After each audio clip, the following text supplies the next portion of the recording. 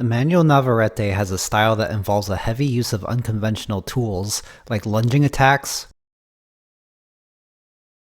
wide looping punches,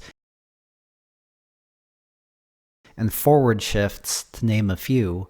In the first fight, Oscar Valdez attempted to neutralize these unconventional attacks from Navarrete by stepping back, but Navarrete would chase him down almost every time and make him pay. As you can see, Valdez steps back and gets caught by the lunging attack, and again he steps back and gets caught by the lunging attack. In the rematch, it seemed Valdez came in with the adjustment of moving laterally, particularly to his right more. Moving to the right in orthodox matchups typically allows you to isolate your opponent's lead hand and forces them to fight with only the jab.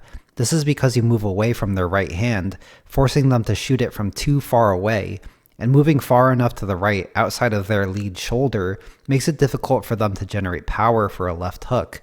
So Valdez looked to prevent Navarrete from getting off his wild lunging attacks by forcing him to turn to follow him first.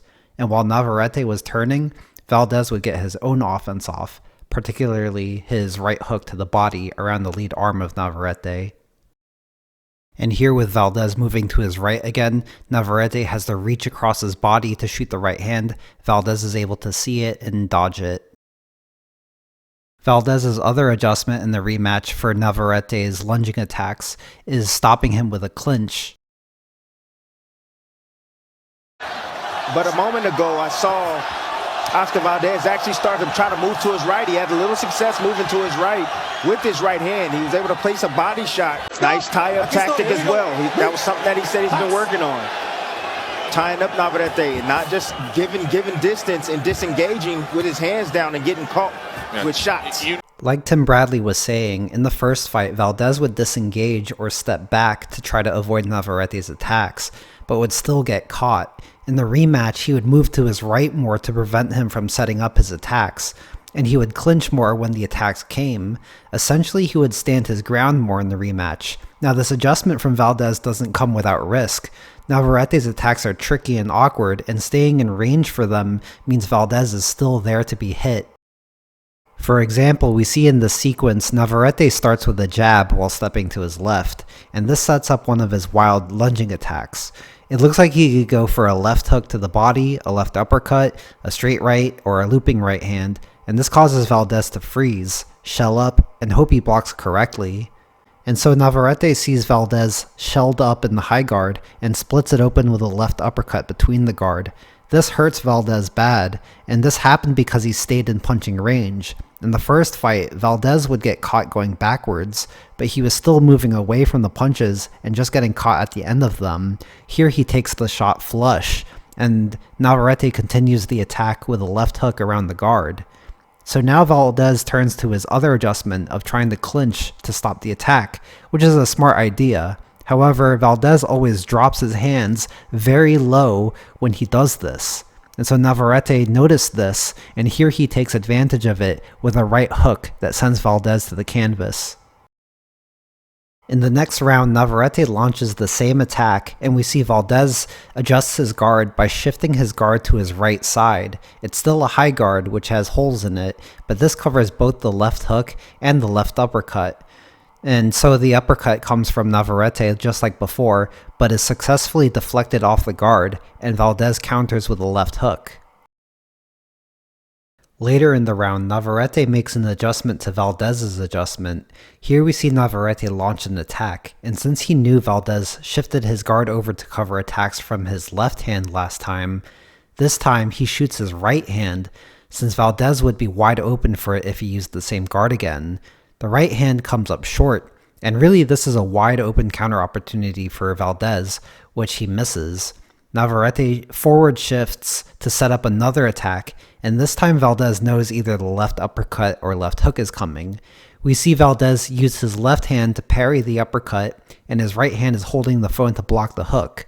Navarrete switches it up and goes with the hook instead of the uppercut this time, and Valdez catches it with his glove.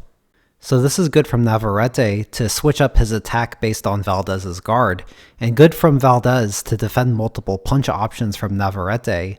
However, the real part of the sequence I want to focus on comes after this. This blocked hook still rocks Valdez, And Navarrete does something really smart. He throws out a jab.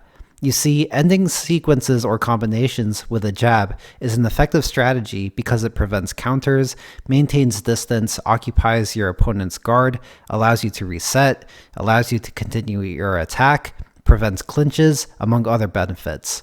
Knowing that Valdez is hurt, this jab prevents Valdez from smothering him by maintaining distance, and by maintaining distance, Navarrete can continue his attack.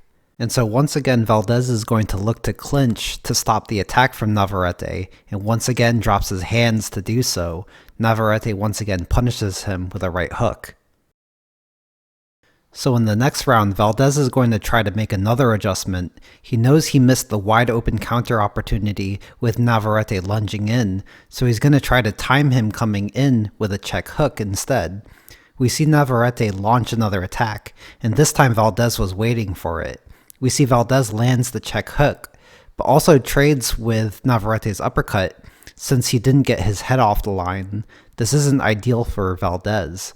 So just a few seconds later, Valdez times Navarrete coming in again, but this time holds the phone to block a potential left hook, and gets his head off the line to dodge the uppercut. We see he slips the uppercut from Navarrete, and successfully lands his check hook.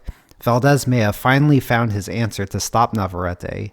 Except in the very next round, Navarrete will make another adjustment right back.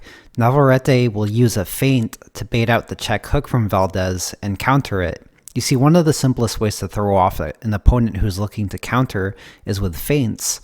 Feints will throw off their timing and make you unpredictable. Navarrete feints here, drawing out the check hook from Valdez. We see Navarrete counters it by coming over the top with his own right hand. This hurts Valdez again, and just like before, Navarrete knows he's going to try to clinch. The hands drop from Valdez again, and this is a weird position for Navarrete to land his right hook. So he steps around to change the angle so he could land it. This hurts Valdez really bad, and Navarrete swarms him to get the knockdown. And so for the rest of the fight, Valdez didn't adjust back and was too hurt to keep up with Navarrete anymore. So Navarrete was able to finish him off with this combination ending in a left hook to the liver. I made a video on how Canelo Alvarez ends his combinations with a left hook to the liver. Just like ending your combinations with a jab, this has almost all the same benefits, but has the added benefit of being a power shot able to knock your opponent out. And that's going to do it for this one. Thank you to all my GOAT tier patrons: Jason Mahinan, Grant Gabriel, Albert Chen, Gostale Geza, Marshall Bott, Jesus Galindo, Nyan Valdez, MSM Neal, RC, Daniel Contreras, Lionel Johnson, Val Ravenheim, Jacob McMillan, JJJR, Sua, Maxwell Hodge, Josiah Rozier, Braden Sosa, Defensive Genius, and my channel member Lucas Miller. You guys all keep the channel going, and I'll see you guys all in the next one.